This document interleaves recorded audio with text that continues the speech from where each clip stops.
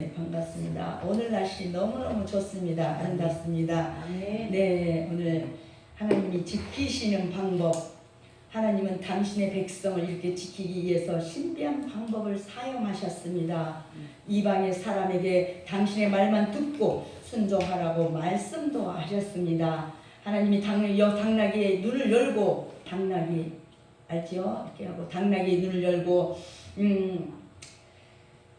입을 열어서, 우리 사람님만 아니라 당나귀 입을 열어서 이방 사람들을 책망하기도 하셨습니다. 신비한 방법을 체험하는 하나님의 백성을 지키는데 또 동참하기도 합니다. 하나님은 당신의 백성들을 지키시려고 신비한 방법을 이렇게 사용하셨습니다. 광야를 행진하던 이스라엘 백성에게 젖과 꿀이 흐르는 가나안 땅으로 들어갈 이런 시간이 점점 다가오는 때였습니다. 이스라엘 사람들이 여리고 맞은편 모압 평지에 진을 쳤습니다. 이제 요단강만 건너면 가나안 땅에 들어갈 수가 있습니다. 그런데 이스라엘 사람들이 환영을 하지 않는 그런 사람들이 있습니다. 가나안 땅에 사는 원주민들이었습니다. 그리고 지금 진을 친 모압 지역 사람들도 이스라엘 사람들을 환영하지 않습니다. 이스라엘 사람들이 들어오면 자기들이 살던 땅에서 쫓겨나야 하기 때문입니다. 왜? 영토를 지키느냐 빼앗기느냐의 그런 싸움입니다. 모압 왕 이런 발락이 이스라엘에게 대하여 알고 있었습니다. 아모리 사람들과의 전쟁에서 이스라엘이 이기고 어떻게 했는지를 보았기 때문입니다. 지금 이스라엘 사람들의 숫자가 많으므로 모압이 크게 두려워하고 있습니다. 모압 왕이 어떻게 하면 좋겠는지 주변 사람들에게 묻습니다. 그리고 발람이라는 이런 선지자를 초대해서 이스라엘에게 저주를 퍼붓고 모압에게 축복해달라고 부탁을 하는 것이 민수기 22장 6절에는 기록되어 있습니다. 모압과 미디안 사람들이 복제를 갖고 이렇게 발람을 찾아갔습니다. 하나님을 모르는 사람들은 어려운 일을 이렇게 해결할 때도 돈이면 되는 줄 압니다. 누군가에게 축복을 부탁할 때도 돈으로 해결하려고 듭니다. 그것도 하나님의 사람이 아닌 우상을 섬기는 사람들에게 복제를 줍니다. 하나님께로부터 합당치 않는 이런 책망을 그래서 받았습니다. 여호와께서 너와 함께 있는 이 사람이 누구냐? 오늘 9절 말씀하신 것은 욕심으로 이렇게 삐뚤어진 발람의 마음을 깨뜨려 보시고서 하신 말씀이었습니다. 곧 합당치 않는 뜻을 표현하신 것입니다. 그 당시 시대에는 많은 우상주의자들이 있었는데 때로는 하나님을 인정하는 종교, 바로 혼합주의자들이 많았다는 것입니다. 12절 14절에도 그러나 발람은 2차에 걸친 그런 발락의 초청과 물질, 복제, 그런 높은 직책 등의 미혹에 사로잡혀서 수차례에 걸친 하나님의 만류에도 불구하고 결국 이스라엘을 음행의 유혹에 사로잡히게 하는 악행을 범하고 말았다고 25장에는 기록되어 있습니다. 이와 같이 하나님과의 신령한 교제를 이렇게 통해서 올바른 믿음을 갖지 못한 채 단지 자치식만으로 이렇게 머리만으로 하나님을 아는 자들은 반드시 신앙의 유혹이 불어닥칠 때 어떻게 해요? 넘어질 수밖에 없는 위험을 안고 있다는 것입니다. 오늘 하나님이 지키시는 방법, 하나님의 뜻이 무엇인지 오늘 말씀을 통해서 한번 언급해 보겠습니다. 첫째로 이방 사람에게 말씀하신 하나님, 주의 뜻을 거역한 채 모압으로 어떻게 향하는 발람의 그런 모습은 마치 실패로 향하는 인생의 단면을 이렇게 보는 듯합니다. 우리 사람들 보는 것 같지요.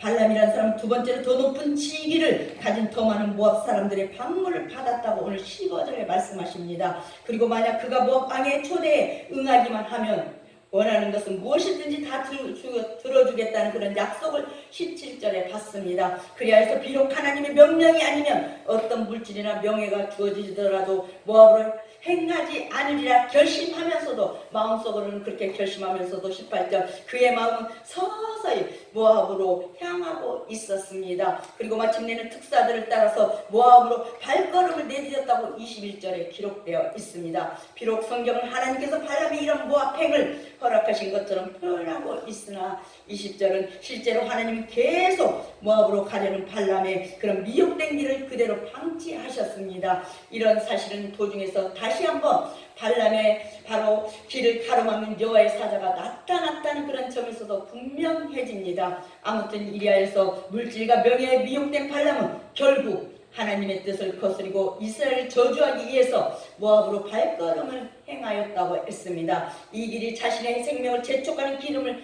알지 못한 채 말입니다. 그래서 신약은 발람을 가리켜 불의한 싹쓸 위에서 어떻게 어그러진 길로 나아간지라 하고 유다서 1장 11절은 그렇게 말씀하고 있습니다. 불의한 싹쓸 위에 가지 말아야 합니다. 하나님은 당신의 백성들을 애굽에서 이렇게 인도하셨고 광야를 지나는 동안 지켜주셨습니다. 하나님 모압의 왕 발락의 추진하는 일을 알고 계셨습니다. 하나님이 발람에게 말씀하셨습니다. 너는 그들과 함께 가지도 말고 그 백성을 저주하지도 말라. 그들은 복받을 자들이니라고 민수기 22장 12절에 그렇게 말씀하셨습니다. 하나님의 말씀을 듣고 발락에게 가는 것을 거절합니다. 발람의 말을 전해들은 이런 발락이 더 높은 사람들을 발람에게 보내어 부탁을 합니다. 아무것도 꺼리끼지 말고 오기만 하면 아무것도 꺼리끼지 말고 나한테 오기만 하며 발람을 아주 존귀한 사람으로 대우해주고 원하는 것은 무엇이든지 해주겠으니까 제발 와서 이스라엘에게 한 번만 저주해 달라고 하고 있습니다. 발람은 여전히 완강합니다. 그 집에 가득한 은금을 준다 할지라도 하나님의 말씀을 어길 수 없다는 것입니다. 이방 사람 발람은 하나님의 말씀을 덧붙이거나 뺄 수 없다고 생각했었습니다. 그런데 모압 사람들이 워낙 반복하게 부탁하니까 하룻밤을 기다려 달라고 합니다. 여호와 하나님께서 무슨 말씀을 하실지 알아보겠다는 것입니다. 하룻밤을 더 기다려 달라는 말로 보아서 여러 제안을 이런 지하에 거절한 발람에게 어떻게 은금이나 부귀 공명에 대한 아쉬움이 남아있는 것 같습니다. 사실 발람은 모압 지역에서 활동하는 마술사였다고 성경은 말씀하고 있습니다. 그런데 그가 하나님의 말씀을 들었습니다. 하나님은 당신의 백성을 보호하시려고 이방 사람에게까지 이렇게 말씀하셨습니다.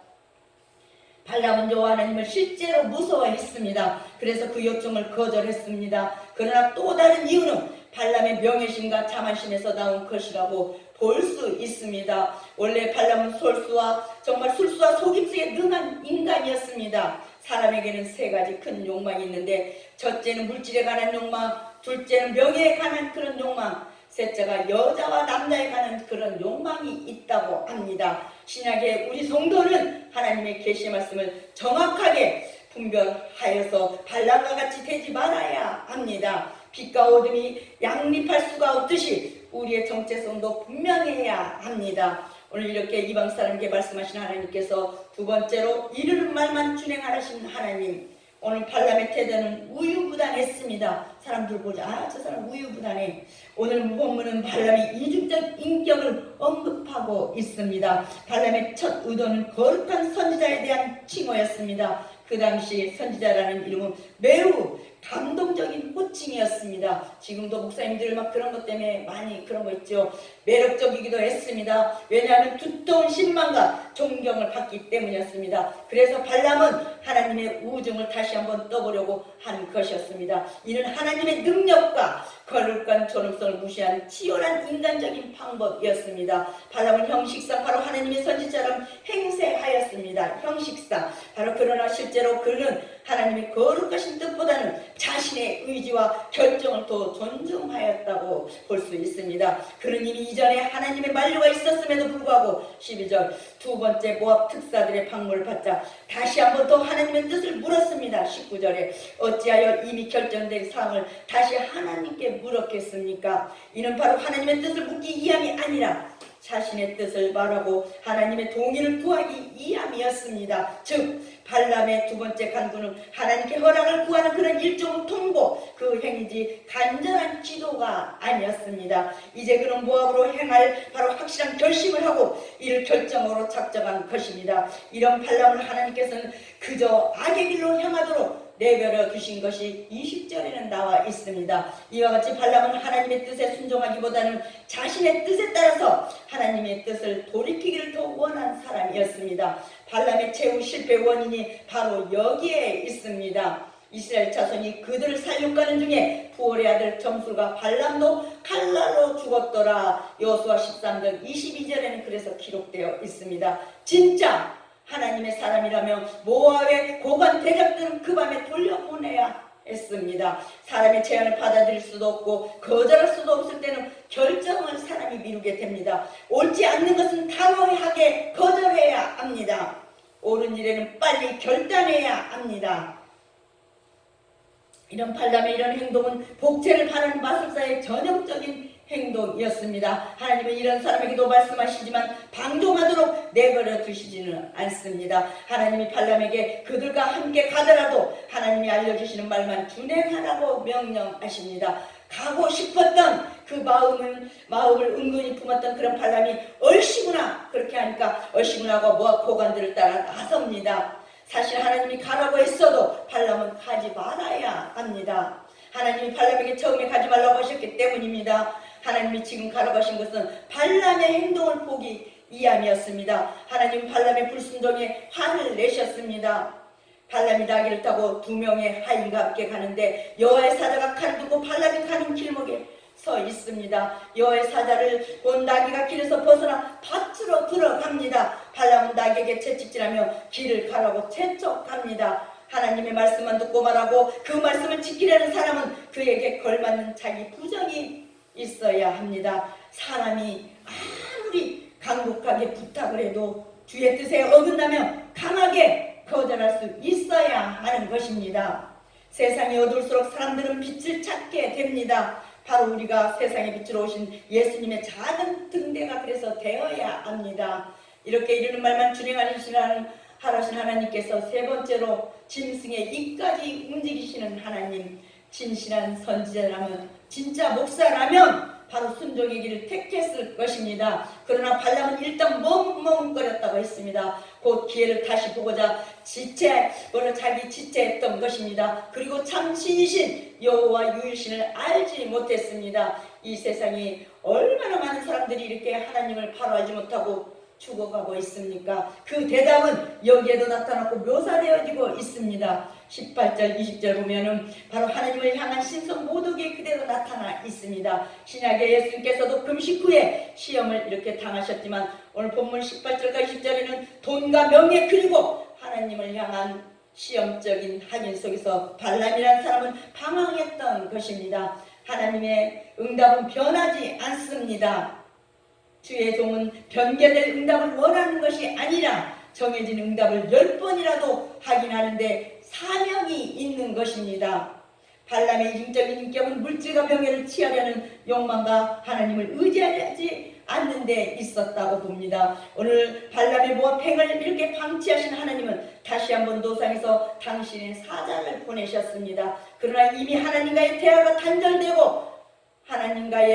단절되고 물질과 명예욕에 사로잡힌 발람의 눈에는 하나님의 사자가 보이지 않았습니다. 오히려 말 못하는 그런 나귀가 하나님 사자의 칼날을 이리저리 이렇게 피하고 있을 뿐입니다. 23절 31절 소위 당대, 정말 이 땅의 가장 당대 최고로 소문난 선지자라고 자처하는 이런 발람이 이제는 한낱 정말 그런 미물보다 더 못한 미천한 존재로 전락하게 된 것입니다. 한편 발람은 잠시 후 하나님의 사자를 발견했지만 31절 여전히 하나님의 사자가 왜 자기 앞에 내 앞에 나타났는지를 깨닫지 못했습니다. 그저 죽음의 공포에 질려서 형식상 모압으로 가지 않겠노라고 내깔았을 뿐입니다. 그 마음은 여전히 어떡하든 간에 이 길을 넘겨보겠다는 그런 생각밖에 없었다고 34절 말씀하고 있습니다. 이처럼 맨 처음에는 하나님의 뜻을 알면서도 그 뜻을 저버렸던 발람은 이제 모압으로 행하는 자리에서는 완전히 영안이 닫힌 그런 상태에서 사람들이 기도해도 저 사람 들어주지 않고 그러잖아요. 영안이 닫힌 상태에서 그저 하나님을 비하고자 하는 생각밖에 없었습니다. 이제 발람은 당대에 소문난 선지자요 그런 복술자가 아니라 나귀보다 짐승만도 못한 미물과 같은 존재로 이렇게 전락하게 된 것입니다. 주님을 따르는 사람은 옳지 않는 의도를 가진 사람의 그런 제안에 쉽게 움직이고 재물에 눈을 뜨면 안 되는 것입니다. 발람처럼 두 마음을 품은 사람은 사람의 제안도 들어주고 재물을 얻으며 하나님도 만족시켜보고 싶어합니다. 이렇게 하나님 편도 들고 사람의 편도 들어보고 싶어하지요. 사람이 그런 얕은 깨가 많이 들어있지요. 예수님은 두 주인을 섬기지 말라고 말씀을 하셨습니다. 너희가 두 주인을 섬긴다는 것은 바로 섬기지 말라고 마태복음 6장 24절에 두 주를 섬긴다는 것은 사실 하나님보다 재물을 더 좋아하는 행위이기도 합니다. 하나님을 사랑하는 것이 100%여야 하는데 1%라도 재물에 관한 그런 욕심이 들어오면 하나님과 재물이라는 두 주인을 섬기는 것입니다. 재물은 따라오다가도 어떻게 따라다니다가 보면 어떻게 돼요? 하나님의 그런 진노가 느껴지지도 않고 하나님의 사자가 보이지가 않습니다. 하나님의 사자가 좁은 길 한가운데 서 있으므로 나귀는 더 이상 나갈 수가 없습니다. 발람이 나귀에게 얼른 가라고 채찍질을 했습니다. 나귀가 엎드려 있으니까 발람이 더 화가 나서 나귀를 때렸습니다. 그런데 갑자기 나귀가 입을 열어서 말합니다. 내가 무슨 잘못을 했기에 3번이나 채찍으로 내리치냐는 것입니다. 그것도 숫자를 세고 있었어요. 다 세고 있다는 거예요. 그러니까 발람이 나귀에게 칼을 가졌으면 죽였을 것이라고 합니다. 나귀가 다시 발람에게 언제 주인의 말을 듣지 않는 적이 있었느냐고 말을 합니다. 발람이 생각해보니까 그런 적이 없었습니다. 지금 하나님은 발람을 깨닫게 하시려고 나귀의 입을 이렇게 여셨습니다. 오늘 말씀에서는 선지자가 나귀에게 책망받은 사실이 이렇게 나타나 있습니다. 발람은 분명히 계시에 접했던 사람이었습니다. 그런데 그가 이제 발락의 정말 기적과 함께 동행했으며 이 동행은 발락의 저주의 부탁을 들어주기 위함이었습니다. 그래서 여호와께 하나님께서는 주의 사자를 급히 파견하셨는데 나귀는 칼을 든 사자를 보았었지만 발람은 사자를 보지 못했습니다. 이것은 못된 인간과 선한 나귀의 구별을 주신 것입니다. 그래서 그런 말 있잖아요. 아이고 개하고 똑같고 개보다 더 못하고 개보다 더한 놈이라고 너무너무 그런 말이 그때부터 나왔는 것 같습니다. 오늘 이렇게 짐승의 입까지 움직이시는 하나님께서 마지막으로 불순종에 대해 책망하신 하나님의 진노는 언제나 무섭습니다. 자연뿐만 아니라 인간과 동물까지도 사용하십니다. 그러나 그는 무작정 징계를 그렇게 하시지는 않습니다. 그럼 어떻게 제1차적인 경고를 주시죠. 우리한테. 여기 발람은 암시를 받았지만 발람의 죄악성은 끈기 있게 나타나고 있었습니다. 곧 죄에 허물로 죽은 인간은 결코 하나님의 진노에서 벗어날 길이 없는 것입니다. 하나님은 당신의 생각을 사람들에게 알리시려고 다양한 방법을 이렇게 사용하십니다. 하나님이 직접 말씀하시기도 하시고 하나님의 사자를 보내어서 무엇인가를 알리기도 하십니다. 또 자연현상을 통해 깨닫게도 하시고 환상을 보여주시기도 하십니다. 오늘 말씀처럼 짐승의 입까지 이렇게 열어서 사람에게 깨닫도록 요구하기도 하십니다. 나귀와 실랑이를 이렇게 하던 발람의 눈이 떠져서 칼을 든 여호와의 사자가 보였습니다. 발람이 두려워서 머리를 숙이고 엎드렸습니다. 여호와의 사자가 발람에게 왜 나귀를 때리느냐고 하시며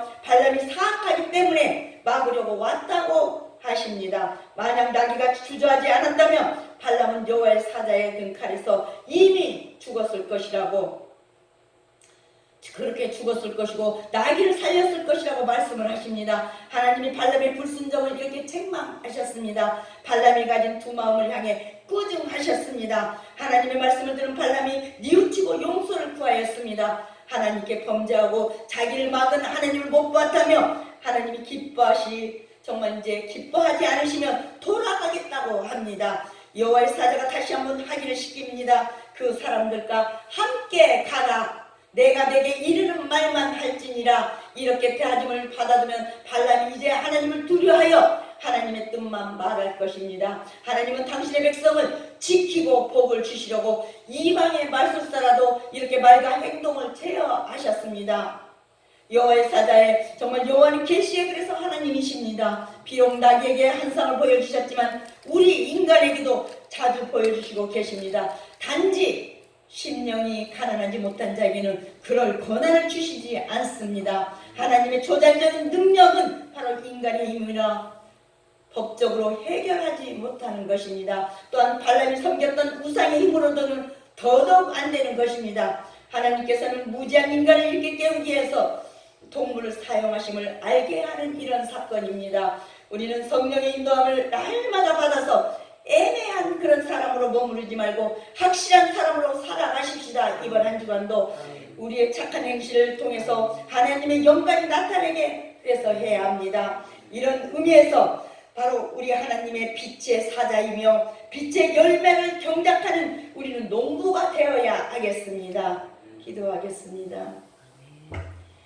하나님 감사합니다. 강야를 행진하는 백성들을 적과 꿀을 길이 정말 흐르는 땅으로 인도하신 우리 아버지 하나님, 저희가 강야 같은 험한 세상 살아갈 때 낮에는 구름 기둥으로 이렇게 밤에는 불기둥으로 지키시고 보호하시며 강력한 능력으로 붙들어 주시니 감사를 드립니다. 아멘. 특별히 이방 사람과 짐승의 입까지 사용하셔서 옳지 않은 게 속지 말게 하시니 참으로 감사를 드립니다. 또한 두 마음을 품은 사람의 속임수에 마음을 빼앗기지 않게 하여 주시옵소서. 예수님께서 사람이 두 주인을 섬길 수 없다고 이렇게 말씀하셨으니 저희가 하나님과 재물을 겸하여 섬기지 않게 하여 주옵소서. 하나님은 영원히 존재하시겠지만 재물은 짧은 시간 동안 존재한다는 사실을 잊지 않게 하여 주옵소서. 욕심이 잉태하면 죄악을 낳고 죄악이 장사하는 삶을 낳는다고 말씀하셨으니 저희는 명심하고 시간을 초월하여 영원부터 영원까지 계시는 하나님만을 믿게 하시기를 예수님의 이름으로 감사하며 기도드리옵나이다. 아멘.